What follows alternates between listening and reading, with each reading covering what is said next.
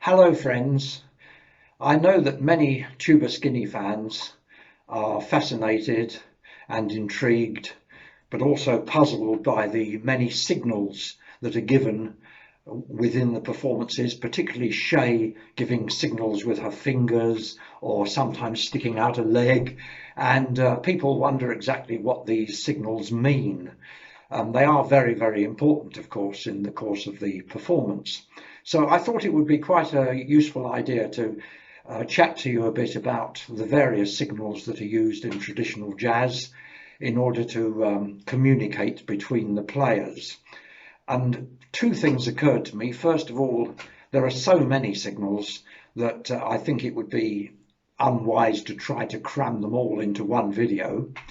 And also, I would like to keep things as simple as possible because I know that many of you say you know nothing about music, and it's very difficult to talk about these signals and what they are signifying unless I can in some way relate it to the music that's being played.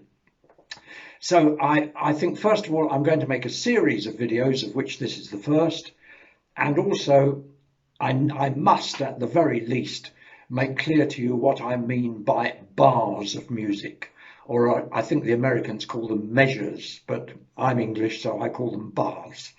A bar of music is usually 4 beats and the tunes consist of a number of bars. Let me just show you something about that. So here's what I mean by bars.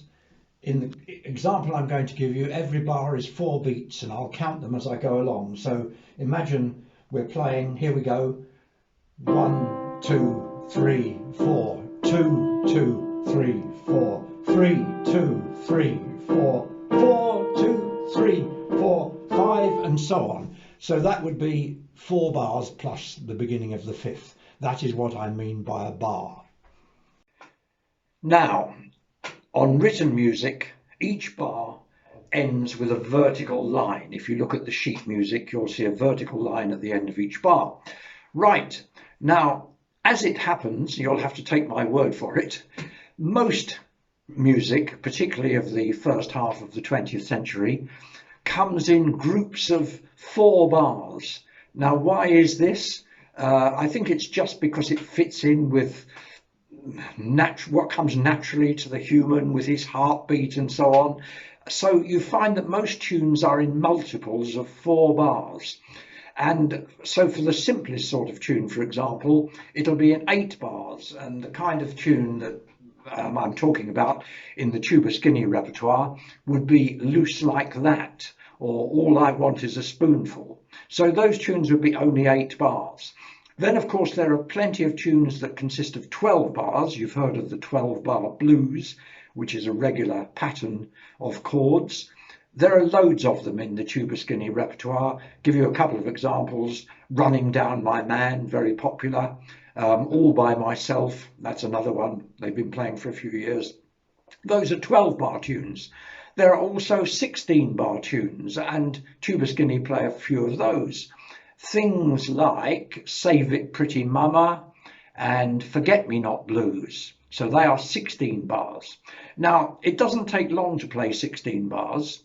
And when they are playing those tunes, they simply play through the 8 bars or 12 or 16 and go back to the beginning each time and until eventually they finish. There's no more to it than that. So Shay, or whoever is in charge, really doesn't have to give much in the way of instructions at all. Really, she might just give a nod towards who is to take the next solo chorus or whatever, and she might give some kind of indication of we're coming to the end of the tune. But basically, they are fairly simple to direct and nothing much can go wrong. So those are really simple tunes. But of course, we're going to talk about more complicated ones. And before I go into more detail, I want to digress a little bit. I don't know if you've ever seen this, but I've been to jazz band performances where, let us say, they've gone through the tune a couple of times and then the clarinet player takes his chorus or two. And while he's doing it, behind him, you may see the trumpet player and the trombone player having a chat together and even guffawing with laughter, some private joke they've just made up. And the poor chap, the clarinet, is having to play through all this, and the audience is having to watch, wondering what on earth is going on. Well, I personally don't like that. Maybe I'm just an old crapstick. I've seen an awful lot of it, particularly in English pub bands. I think it's disrespectful to the man who's playing the solo, the clarinetist. It's also disrespectful to the audience to be having a private conversation and not sharing it. If there is a good joke, why don't you wait till the end of the tune and then tell the audience? That's how I feel about it. Anyway, as I say, I'm digressing, but what they are probably doing while they are talking is saying things like, how about for the next chorus, you play it and we'll do offbeats in the background, or so. You know, they discuss it, and then when we get to the next chorus they do whatever they've decided. Well, this seems to me a very clumsy way of signalling things. There are better ways than that, and I'm going to talk about them in my subsequent videos. But before I finish this one, let me just point out that many of Tuba Skinny's tunes are much more complicated than those 8, 12 and 16 bar tunes I've told you about. Some of them have 3 or 4 sections. Very often they have 3, that's a very common pattern. So we could call them A, B and C. And sometimes the band plays through A couple of times and then B a couple of times and then C.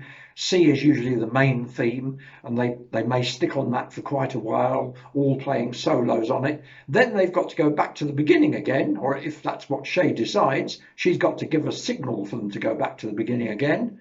And as you've probably guessed, it's the hand on the head, go back up to the top of the music. So that's the kind of signal I'm going to talk about and why it is used in my forthcoming videos. But I hope you've found this introductory one interesting, and I look forward to speaking to you again when I go on to some more detail about the signals that are used. That's it for now. From me, it's bye-bye.